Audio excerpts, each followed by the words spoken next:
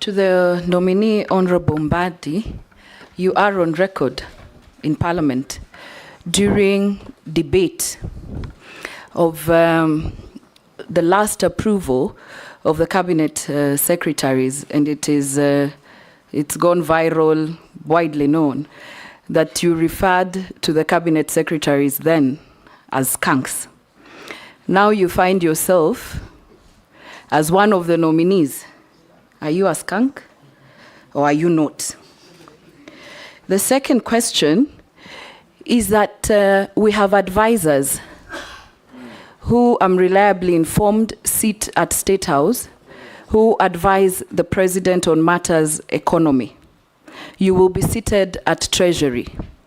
I would like to know, between if this committee and the National Assembly approves you, you will have your opinion, they will have their opinion. How do you marry the two to make sure that you're talking the same? Because we have seen in the public some of the advisors talking like they're not in the same government, like the way how they work. So I would like to know whether which supersedes the other, and how will you make sure that you work together on matters economy and as you advise the President. Finally, there's been allegations that in Treasury, we have people who've been there for so long, times have changed. You're seeing we are in very extraordinary times. We need to think extraordinary to get our country to where we want to be. How do we make sure once you're there, you are not held captive? Because we have seen other CSs with very good credentials. Even you, if approved, I don't know what happens when you go there. I don't know whether it is the system, you become captives of IMF, you become captives of what is going on. What will you do differently? Because we are in very extraordinary times, Mr. Nominee. Thank you. Go ahead. Thank you. Mr. Speaker, allow me to, in response to the questions by Leader of Majority, to start with the pending bills on. In fact, Mr. Speaker had a lot to say, but because of limitation of time, I left out something on the issue of pricing and general procurement and supply chain management. That is an area that we must address. It is what we would call addressing corruption. Mr. Speaker, if you are to buy omena in Kisumu and buy it in Kericho, despite even the transport cost, you are almost buying it at the same price. But in the same government building, 5th floor, 10th floor, buying the same item at different prices. We cannot continue like that as a country. We must find a system of standardizing our prices. And again, there has been talk about automation, end-to-end procurement must now be implemented. We cannot procrastinate further. Kenyans are crying for value for money. Kenyans are talking about economy in the use of our resources. That must be realized by deliberately ensuring that we automate procurement, from the budgeting to procurement, to receipt of goods, to payment. It must be end-to-end. This idea of saying we will implement it in July, now it has been moved to January. The moment I become a CS, I want to make sure that that is implemented so that there is value for money. We can save. The former president talked about us losing 2 billion shillings a day. The current president has also talked about us wastage. In fact, Mr. Speaker, you'll remember there was a time we used to talk about 10%. Now it is 30% and counting. If you listen to those who are involved in procurement, we cannot continue in that trajectory, especially now that resources are becoming more and more scarce. We must make sure that the little resources that we'll collect, and that is the responsibility of CS Finance, by the way, to ensure that there is proper accountability and transparency in the use of public resources. On the issue... Mbadi, are you saying that we, apart from the IFMI system, the IFMI system is not working? It is not end-to-end. IFMI system is, the procurement is broken. It is not end-to-end. They will tell you we have automated procurement. It's not true.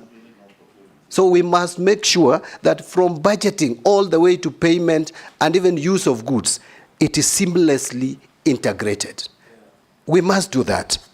Mr. Speaker, and they have pushed that to January. They have been pushing that automation. Every time they push it, the time comes, they push it. E-procurement is pushed. another date is given. So there must be a stop to that, and that stop, hopefully, will be under my leadership at the Treasury. On the issue of... if we approve you, in how many days will you achieve this? I want to work with the new set deadline of January, so that we don't pass January again. Okay. Yes.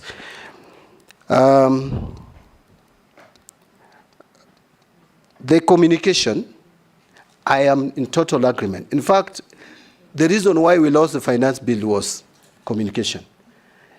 And this we must change. And by the way, one thing that I would want to talk about and maybe advise the current government, now that I'm going to sit at the highest policy decision-making body, if approved, is that we must improve on our communication. All departments, communication cannot be left to one individual called communication, Honorable Mwaura, no, government spokesman. We must have every ministry and department communicating explicitly and clearly to Kenyans. And Treasury is going to lead. I have already inquired and found that we have a state-of-the-art media center at the Treasury on 14th floor, Mr. Speaker. That must be utilized properly. But again, we must understand that the current generation would not be very comfortable with the conventional or the traditional ways of communicating. We must be innovative. We must use the current system of communication. I know I'm not in Gen Z, I'm not a millennial, but we must be responsive to the way they communicate. And my ministry will adopt modern methods of communication. The final one was from Honorable Shungwe, and it was the first one. What did you ask about the Finance Bill 2024? That Finance Bill was on what you have actually what I've just now, Article 2 to 3. Article 2 to 3 abuse. Now, Honorable Shungwe and I have complained over the years about this Article 2 to 3 being misused and abused. Remember, Mr. Speaker, Ruaraka land was bought through Article 2 to 3, which, if you look at the Constitution and PFM Act, is very clear on how we should apply or use Article 2 to 3. It was for a good intention, that before that the government may find that there is something that should be addressed urgently, but there are not enough funds. Yet now we abuse it. We spend it on anything. Fortunately, it requires approval of the CS Treasury. And so if that abuse is to continue, it is John Mbadi, if you approve my nomination, who will continue with that bad habit. But I came up with a legislation, Mr. Speaker, not to cause any aspersion on this when I was just recently. I'm still a member of parliament anyway. I wanted to have some controls and checks on application of this Article 2 to 3. It was frustrated at the committee stage of the House, Committee of Finance. Why?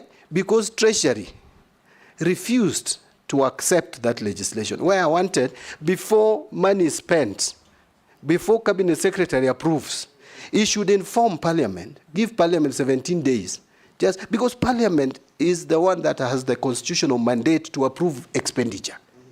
No any other body, even Cabinet Secretary.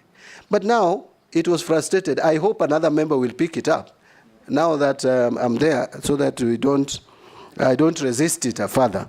But I want to give guarantee in the meantime, with the current legal framework, I will not allow for abuse of this. You become part of government, introduce us a government bill through the majority leader. I will be very happy to take it up if he sends it as take minister it to now. cabinet. Thank you, over to majority. But Mr. Speaker, let me just give confidence that this article will not be abused, even with the current legal framework. Okay? To the questions by Honorable Naisula, skunk. Mr. Speaker, let me say the following. Up to now, I'm a member of the National Assembly with a mandate to oversight, with a mandate to legislate, and to represent.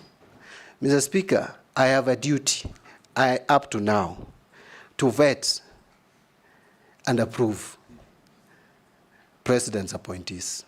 I must discharge that mandate properly. And that is what I did. I am moving to the other side of the executive. I will not have that mandate anymore. It is now the mandate of Honorable Naisula and the rest of us to determine whether John Mbadi is a skunk or not. I want to leave it there. On advisors, it is true, and by the way, you can't stop the president from having advisors, whether political, economic, or otherwise. He has that mandate, he has that authority to hire. The only thing I want to state is legally, I am the principal, or I'm going to be the principal, if approved, advisor to the president on matters finance. You advise, the person advised takes the advice or not. You cannot force the person you advise to take your advice. But I also believe that these people are professionals like me. So we would be engaging at one point and agreeing or disagreeing, but the final decision will be taken by the cabinet, which is chaired by the president. Finally, the only caution I would give is if you are an advisor, please make sure the person you advise communicates. Don't communicate on behalf of the person you advise. So if I have advisors today, what I would do is to tell my advisors, please make sure when you advise me, I communicate the advice. The rule of thumb, advisors are never known. Thank you. They are backroom operators. Yes. Yes. Thank you. Finally, is about, you are very polite. They call them treasury mandarins. The people who frustrate the efforts, the good efforts of the treasury. I don't want to call them treasury mandarins. Some of these gentlemen, ladies and gentlemen, are actually very experienced. Almost all of them, by the way, very experienced economists, accountants, finance experts, etc. It is just about leadership. I'll provide leadership at the treasury so that we make sure that we work for the interest of this country. If there are gaps, I want to call them gaps. If there are gaps in resource capacity or human resource capacity at the treasury, I will liaise with the relevant authorities to make sure that those gaps are filled. Thank you. Yes, Nelson.